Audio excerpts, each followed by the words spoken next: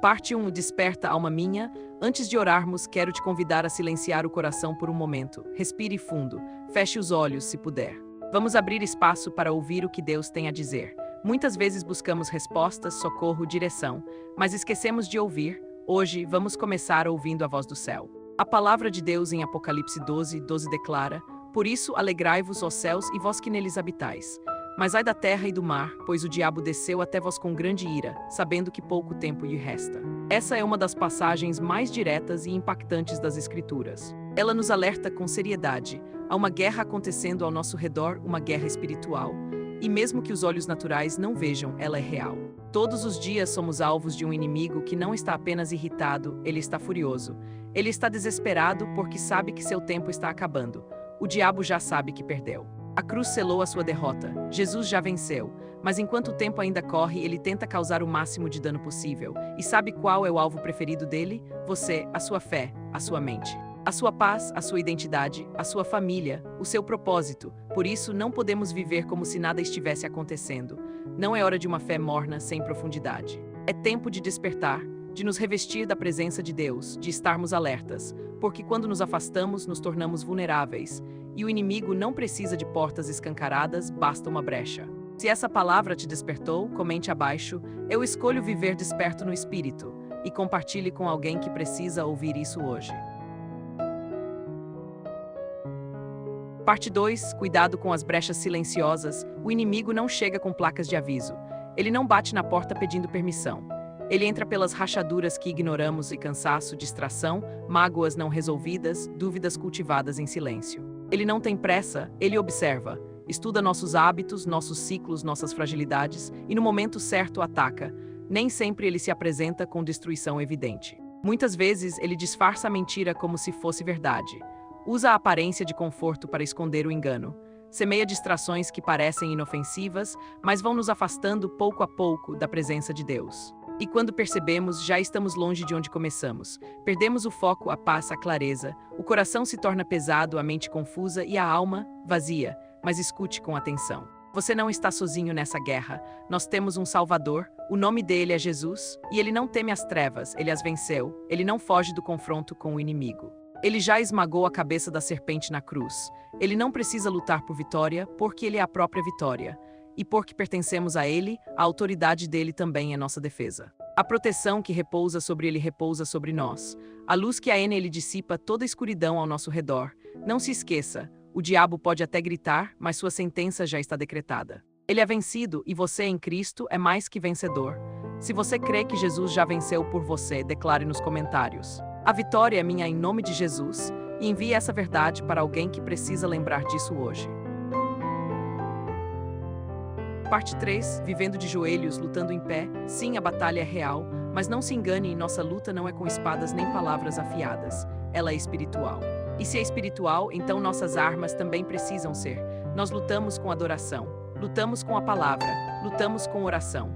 Lutamos nos ajoelhando diante do Rei dos Reis e permanecendo firmes em sua presença. Você não precisa vencer com esforço humano, porque a vitória já foi conquistada por Jesus. A sua parte é resistir, é permanecer. É não ceder aos ruídos do inimigo que tentam te confundir. É se lembrar, todos os dias, que você não luta por vitória, você luta a partir da vitória. A palavra em 1 João 4:4 diz: Filhinhos, vós sois de Deus e tendes vencido os falsos profetas, porque maior é aquele que está em vós do que aquele que está no mundo. Você não precisa temer o inimigo quando está debaixo da sombra do Todo-Poderoso. O poder de Deus que habita em você é infinitamente maior do que qualquer pressão ao seu redor. E quando Jesus vive dentro de você, nenhum demônio do inferno pode tirá-lo. Nenhuma acusação do inimigo pode apagar o que ele já selou. Você foi comprado por um alto preço. Foi selado com o Espírito Santo. E nenhuma escuridão tem poder contra a luz que há em você. Sim, haverá dias difíceis. Haverá momentos em que o peso da vida parecerá grande demais. Mas até nessas horas, você será sustentado. Se você está em meio à batalha, comente: eu luto de joelhos e venço com fé, e marque alguém que precisa dessa força hoje. Parte 4. Promessas no fogo e nas águas. Há momentos em que o fogo arde tão forte que parece que não vamos resistir. Há dias em que as águas sobem rápido demais e sentimos que vamos afundar.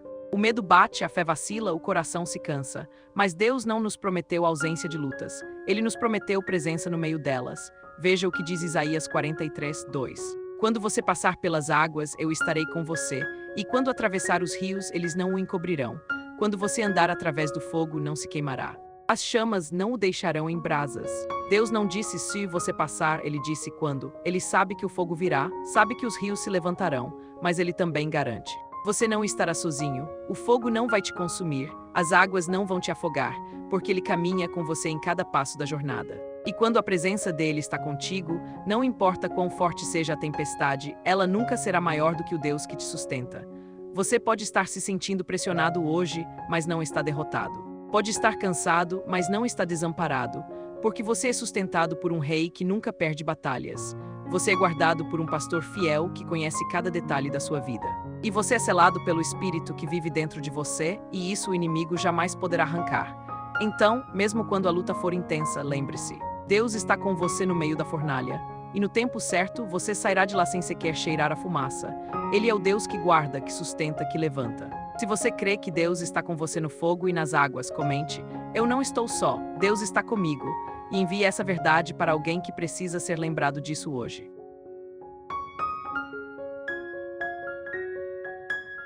Parte 5. Quando o desânimo bate à porta. Mesmo sabendo que Deus está conosco, haverá dias em que o peso da vida parecerá esmagador. Haverá momentos em que o cansaço emocional, a ansiedade e o desânimo parecerão mais próximos do que a presença de Deus. Nesses dias, não podemos confiar nos nossos sentimentos e precisamos confiar na verdade. O desânimo é uma das armas favoritas do inimigo. Ele sabe que se conseguir esgotar sua esperança, ele paralisa sua fé. Mas Deus nos chama a resistir, a não entregar o coração ao desânimo, mesmo quando tudo dentro de nós quer desistir. 2 Coríntios 4:8-9 nos lembra: de todos os lados somos pressionados, mas não desanimados. Ficamos perplexos, mas não desesperados. Somos perseguidos, mas não abandonados. Abatidos, mas não destruídos. Você pode se sentir fraco, mas sua fraqueza não é sinal de derrota, é o lugar onde o poder de Deus se aperfeiçoa. Deus não rejeita corações cansados, ele os restaura. Ele não vira o rosto quando você chora, ele se aproxima. Ele é o Deus que fortalece os que não têm mais forças. Não ignore sua dor, não finja que está tudo bem, mas também não alimente a voz da desistência. Levante os olhos, mesmo com lágrimas, mesmo tremendo, mesmo com o coração quebrado. Porque é na sua fraqueza que a força dele mais se manifesta. Quando você não conseguir mais andar, ele vai te carregar. Quando você não souber o que orar, o Espírito intercede por você. Quando tudo parecer escuro, a luz da esperança vai brilhar de novo. Não desista agora. O Deus que começou a boa obra na sua vida é fiel para completá-la. Se o desânimo tem tentado te calar, declare nos comentários: eu não vou parar, Deus é minha força. E envie essa parte para alguém que precisa ser lembrado de que ainda há esperança. Parte 6. Sua identidade em Cristo é sua fortaleza. O mundo vai tentar rotular você. Vai tentar definir quem você é com base nas suas falhas, traumas ou limitações. O inimigo vai tentar prender sua mente com mentiras como: você não é bom o suficiente, você sempre vai falhar, você nunca será usado por Deus. Mas essas vozes não definem quem você é. A verdade é sua identidade está em Cristo, e isso muda tudo. Você não é o que o mundo diz. Você é o que Deus declara em sua palavra, e ele diz que você é. Filho amado do Pai, João 1:12. Nova criação, 2 Coríntios 5:17. Herdeiro de promessas eternas, Romanos 8:17. Embaixador do reino, 2 Coríntios 5:20. Templo do Espírito Santo, 1 Coríntios 6:19. Você não é mais escravo do pecado. Você não está mais condenado. Você foi comprado por um alto preço e selado com um propósito eterno. Sua identidade é inabalável porque ela foi definida por um Deus imutável. E é essa identidade que o inimigo tenta roubar todos os dias. Porque quando você esquece quem é, você se torna vulnerável. Mas quando você se lembra de quem é e de quem vive em você, o inferno inteiro treme. Você não luta para ser aceito, você já é aceito. Não vive para merecer o amor de Deus, você já é amado. Não batalha para ter valor, você já tem valor, porque foi criado à imagem do Criador. Lembre-se, sua identidade não está no que você faz, mas no que Cristo fez por você. Quando isso entra no seu coração, você começa a viver com autoridade, coragem e liberdade. Se você sabe que é filho, amado, de Deus, escreva nos comentários: minha identidade está em Cristo, e marque alguém que precisa lembrar disso hoje.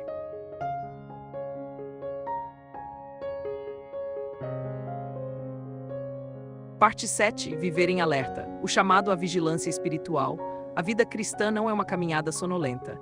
É uma jornada que exige discernimento, atenção e vigilância constante. Jesus nos alertou mais de uma vez. Vigiai e orai para que não entreis em tentação. Mateus 26, 41. O inimigo não ataca apenas quando tudo está ruim. Muitas vezes ele se move quando tudo parece calmo, quando nos sentimos seguros e desprevenidos. Ele se aproxima pelas brechas, se esconde nos hábitos, se disfarça em distrações.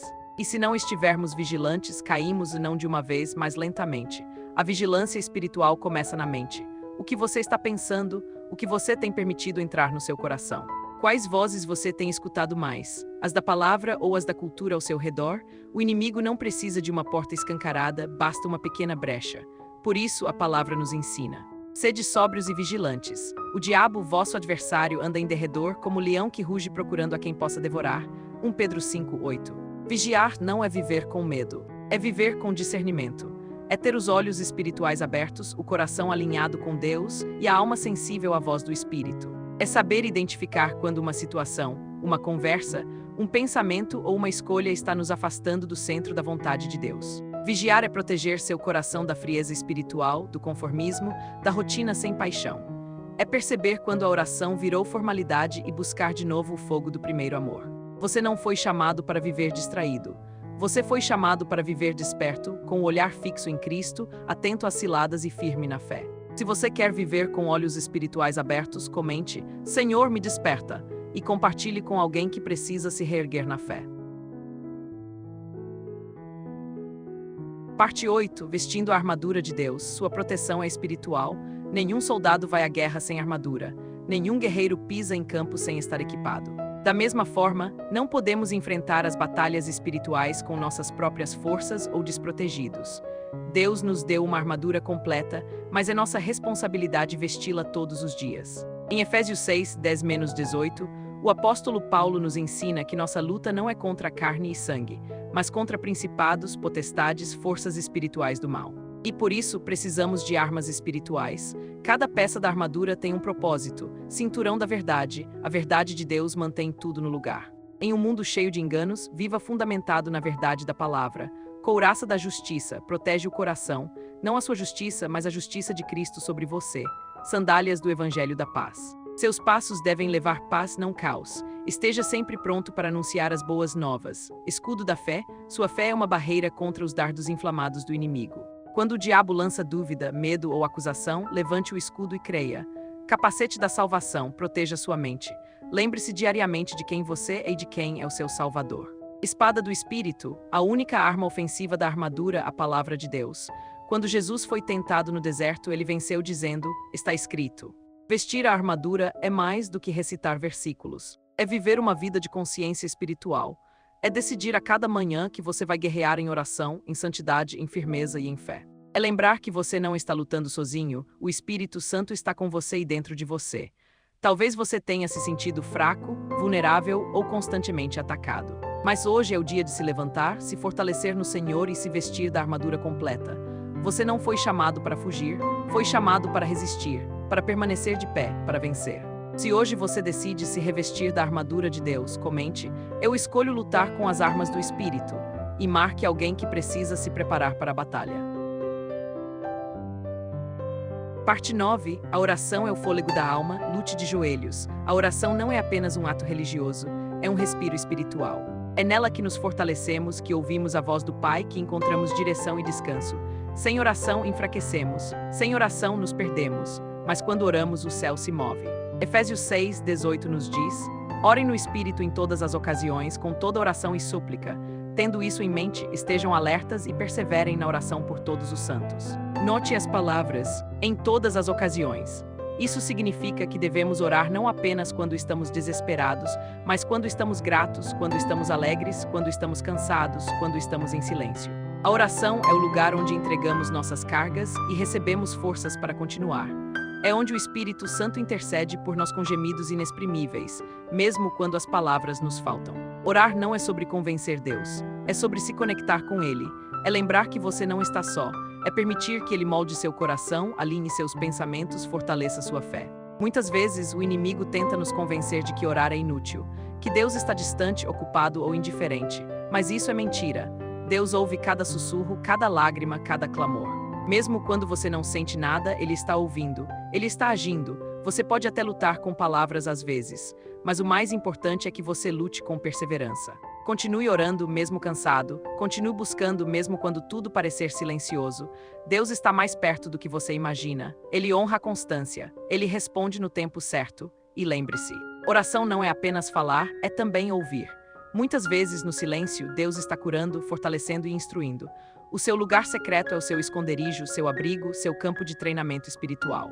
Dorso da mão com o dedo indicador apontando para a direita se você sabe que sua vitória virá pela oração. Comente abaixo, eu escolho lutar de joelhos. E envie isso para alguém que precisa perseverar na fé. Parte 10. A vitória é certa. O Rei dos Reis está contigo. Ao chegar ao fim desta jornada de oração e reflexão, quero te lembrar da maior verdade. A vitória já foi conquistada. Não é algo que você precisa lutar para ganhar, mas algo que você precisa reivindicar e viver todos os dias. Jesus Cristo, o Rei dos Reis, já pisou sobre o inimigo. Ele já quebrou as correntes, já venceu a morte e a escuridão. Quando você aceita Jesus como Senhor, você entra no círculo dos vencedores. Você não está mais sozinho na batalha. Por isso, mesmo que os ventos da luta soprem forte, mesmo que as tempestades pareçam assustadoras, você pode estar firme, porque o Deus Todo-Poderoso está ao seu lado. Lembre-se do que diz Romanos 8:37. Mas em todas estas coisas somos mais que vencedores por meio daquele que nos amou. Hoje, escolha se levantar com coragem, confiança e esperança. Escolha se firmar na promessa de que nada pode separar você do amor de Deus. Escolha viver na luz da vitória e não nas sombras do medo.